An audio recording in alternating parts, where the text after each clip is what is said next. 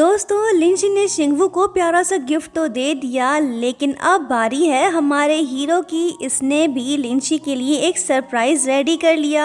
याद है ना दोस्तों, कुछ वक्त पहले जब लिंची ने नशे की हालत में एक वार्डरोब की फरमाइश की थी, तब हमारे हीरो ने इसकी ये छोटी सी ख्वाहिश अपने दिल में नोट कर ली थी। ये अपनी जान से प्यारी लड़की को वार्डरोब गिफ्ट करता है जो इसने दिन रात मेहनत करके अपने हाथों से बनाया है। अपने लिए शिंगवू का ये सच्चा प्यार देख लिंची तो बिल्कुल इमोशनल हो जाती है। हमारा हीरो भी थोड़ा फनी मूड में आ गया, कहने लगा कि वैसे बड़े दुख की बात है लिंची, तुमने अपने सारे महंगे कपड़े तो बेच दिए, अब तुम इस खाली अलमारी में क्या रखोगी। शिंगवू की इस बात पर लिंची मुस्कुराकर जवाब देती है कि अरे कोई बात नहीं, मेरे पास बुक्स है ना, वो रख लूंगी।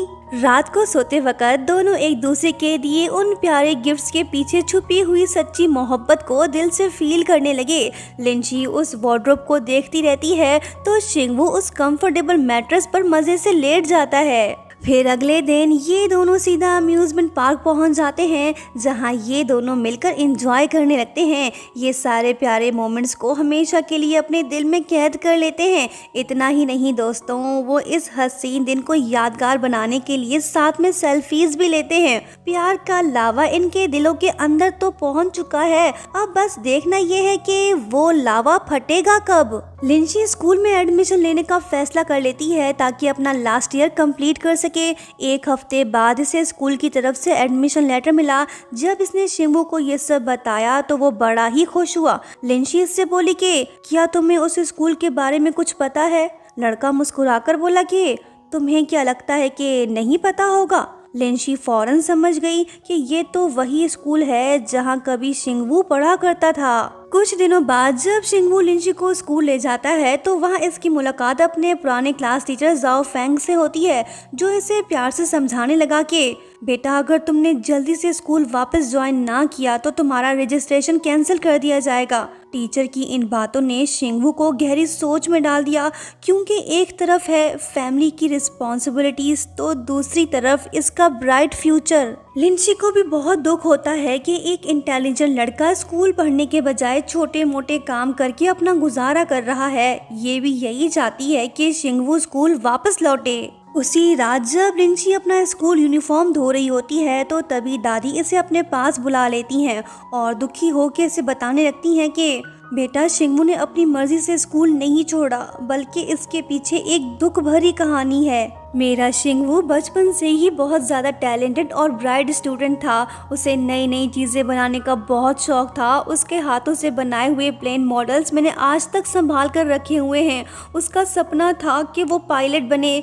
स्कूल में उसने ढेर सारे ट्रॉफीज भी जीते, लेकिन फिर हमारे घर पर मुसीबतों का पहाड़ टूट पड़ा। शिंगवू के पापा ने कर्जा चुकाने के लिए पूरा घर गिरवी रख दिया। घर के हालात और मेरे मेडिकल बिल्स चुकाने के लिए शिंगवू ने एक बास्केटबॉल टूर्नामेंट में हिस्सा लिया और मेहनत से वो जीत भी लिया, लेकिन अपोनेंट प्लेयर चाओ पिंग से ये सब बर्दाश्त नहीं हुआ। उसने जोश में आकर शिंगवू पर चाकू से हमला कर दिया, जिस वजह से वो सीरियसली इंजर्ड हो गया। बाद में चाओ पिंग अरेस्ट तो हो गया, लेकिन अफसोस स्कूल वालों ने सारा ब्लेम शिंगवू पर डालकर उसे स्कूल से निकाल दिया। फिर दादी रोते हुए लिंची से कहती है कि मैं शिंगवू के फ्यूचर को इस तरह बर्बाद होते नहीं देख सकती, इसलिए बेटा अब तुम ही उसे समझा सकती हो ताकि वो दोबारा से स्कूल ज्वाइन करे। दादी की बातें सुन के लिंची तो उदास हो गई। जब शिंगवू घर वापस लौटा तो ये उससे कहने लगी कि लड़के, मैंने सुना है कि तुम तो स्कूल में एक सुपरस्टार हुआ करते थे, क्यों ना तुम फिर से स्कूल ज्वाइन कर लो।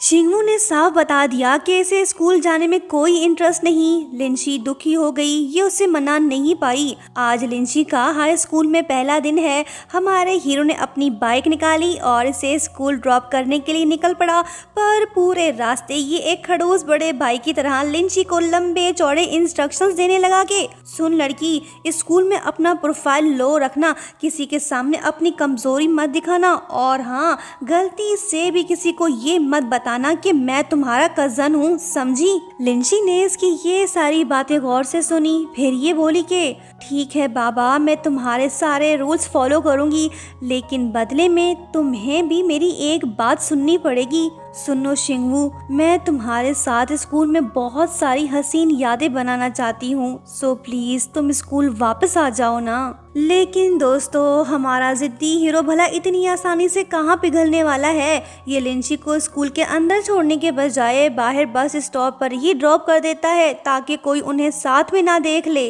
अब ये खुद तो स्कूल नहीं जा रहा, पर इसका मतलब ये तो नहीं ना कि ये लिंची को अकेला छोड़ देगा। इसने स्कूल में लड़की को प्रोटेक्ट करने के लिए सारी रिस्पॉन्सिबिलिटी अपने दोनों जिगरी दोस्तों को दे दी। ये उसका वहाँ ख्याल रखेंगे, बाकी लिंची को पिक एंड ड्रॉप खुद शिंगवू करेगा। स्कूल के पहले ही दिन लिंची की मुलाकात एक फीमेल राइवल से होती है। दरअसल बात यह है कि स्कूल में फॉरेन गेस्ट के लिए एक वेलकम इवेंट होने वाला है, जिसे होस्ट करने की जिम्मेदारी पहले शाओ फैन को दी गई थी। लेकिन जब स्कूल वालों ने लिंची के आउटस्टैंडिंग रिकॉर्ड्स देखे तो उन्हें लगा कि लिंची होस्ट बनने के लिए ज़्यादा बेहतर है, तो वो शाओ फैन का रोल लिंची को देते हैं। फिर क्या, शाओ फैन गुस्से में आकर सीधा टीचर्स के पास जा पहुंची। काफ़ी बहस करने के बाद टीचर्स डिसाइड करते हैं कि लिंची और शाओ फैन के बीच एक ओपन कंपटीशन होगा। जो जीतेगा वही इवेंट को होस्ट करेगा। शुरुआत में शाओ फैन मुकाबला करने के लिए एकदम एक्साइटेड दिखती है, लेकिन जैसे ही टीचर उसे सवाल जवाब शुरू करती हैं तो उसकी बोलती ही बंद हो जाती है। लिंची के कमाल की ट्रांसलेशन स्किल्स के सामने शाओ फैन बिल्कुल भी टिक नहीं पाती और वो हार जाती है। अब दोस्तों, लिंची की ये लाजवाब स्किल देख एक लड़का तो उसी टाइम इस पर फिदा हो गया, जिसका नाम जाओ हान है, जो कि एक रिच फैमिली से है और काफ़ी इंटेलिजेंट भी है। स्कूल ख़त्म होते ही ये लड़का सीधा लिंची के पास जाकर बड़े प्यार से खुद को इंट्रोड्यूस कराने लगा। अब देखना ये है कि इस नए अमीर लड़के को लिंची के आसपास देख हमारे हीरो के दिल में जेलसी का लावा कब फटता है। लो जी, जिस बात का डर था वही हुआ। जब शिंगवू ने लिंची को नए हैंडसम लड़के के साथ देखा तो वो काफी जेलस फील करने लगा। फिर क्या, ये लड़की को अपने साथ ले गया। लिंची ने जानबूझ के जाओ हान से फ्रेंडशिप की ताकि शिंगवू जेलस होके स्कूल वापस आ जाए। उसके बाद होता ये है कि अगली सुबह जाओ हान सीधा लिंची के घर आ पहुंचा। जैसे ही शिंगवू ने उसे देखा तो उसका मूड खराब हो गया। इसने फौरन से उसे झूठ बोला कि लिंची घर पे नहीं है। तभी पीछे से लिंची की आवाज आई कि शिंगवू, तुमने मेरे एयरबड्स कहाँ रखे हैं। लो जी, बेचैन आशिक का झूठ पकड़ा गया। लिंची ने जैसे ही जाओ हान को देखा तो उसे घर के अंदर ले आई। अमीर लड़का अपने साथ लिंची के लिए हाई फाई ब्रेकफास्ट भी ले आया। ये मंजर देख शिंगवू के दिल पर छुरियां चलने लगी। लिंची भी मजे से जाओ हान के साथ बैठकर बातें करने लगी। शिंगवू इन दोनों को ऐसे देख रहा है जैसे ही अभी फट पड़ेगा। अब ये जेलस आशिक भला इन दोनों को अकेला कहाँ छोड़ने वाला था। फिर क्या, ये हाथ में रैकेट लिए दिन दहाड़े मच्छर मारने लगा ताकि इन दोनों पर नजर रख सके। जैसे ही लिंची और जाओ हान थोड़े करीब आए तो शिंगवू जोर से डेस्क पर रैकेट पटक के उन्हें डिस्टर्ब करने लगा।